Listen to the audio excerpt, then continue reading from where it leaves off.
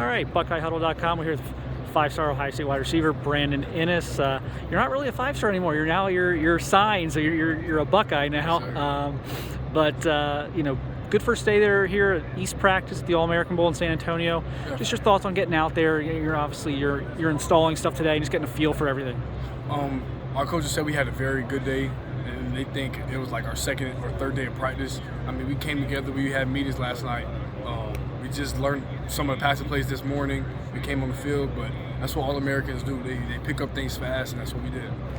It's like you've been in the spotlight for so long, and now you're finally at this game. I'm sure this is a game maybe you watched on TV when you were a kid and wanted to be in. Is it kind of surreal now, just kind of being down here and being able to play in this game? Yeah, practicing in the stadium is crazy because I've watched this game multiple times on TV, and now that it's here, it's just so real, and I'm excited for Saturday. Obviously, you're sharing this experience with Carnell Tate, another Ohio State guy. Guys have developed a good relationship over the years from the recruiting process. How fun is that, I guess, to do this with Carnell before you head to Columbus? It's very fun because we did it in 7-on-7. We played on the same team, but now it's in pads. We're on the same team, so we're gonna be unstoppable here and at Ohio State. You never wavered with your Ohio State commitment. I know you kind of hesitated there for a second just on maybe when you would sign. Obviously, Brian Hartline's a very well thought of assistant coach right now, and his name popped up in the rumor mill or whatever. But you ended up signing in December. Just kind of talk me through what your mindset was when all that was going on. It didn't last very long and sounded like it got cleaned up pretty quickly, but just kind of what your mindset was through all that. Well, Coach Hartline was a big reason why I chose Ohio State. So when I heard the rumors and stuff like that, I was originally going to wait until February to sign to see how things go and stuff like that. But he had conversations with Coach Day, and then Coach Day and him had conversations with me and my family, and we found December was the best time to sign because he was coming back and he would be there for multiple years. That's what he told me. What's that trust level in him at this point? You've been up there so many times now. You've worked with him at camps. You've talked to him. You've gotten to know each other so well. I guess, just how much do you trust Coach Hartline in both just on and off the field?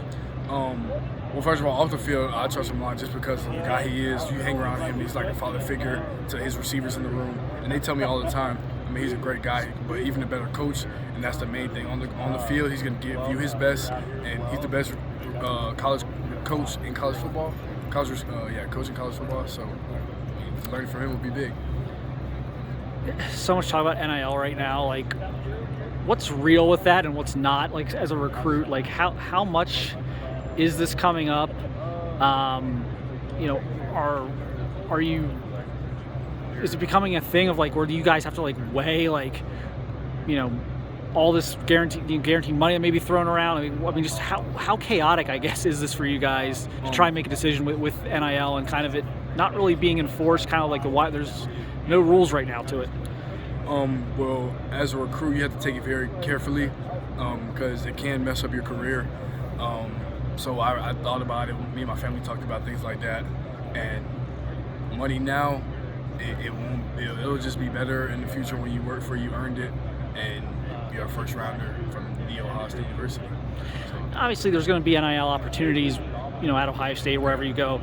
How comfortable, I guess, were you with whatever that might look like for you at Ohio State? It sounds like you're pretty good with, obviously you'll see what opportunities arise, but you're pretty comfortable with kind of what they've laid out, maybe in terms of maybe some of the data they showed you and what some of the guys there are getting and things like that? Yeah, I was very comfortable with it just from seeing all the numbers from Chris, Garrett, Jackson, and Marv, and Emeka, and Julian are getting.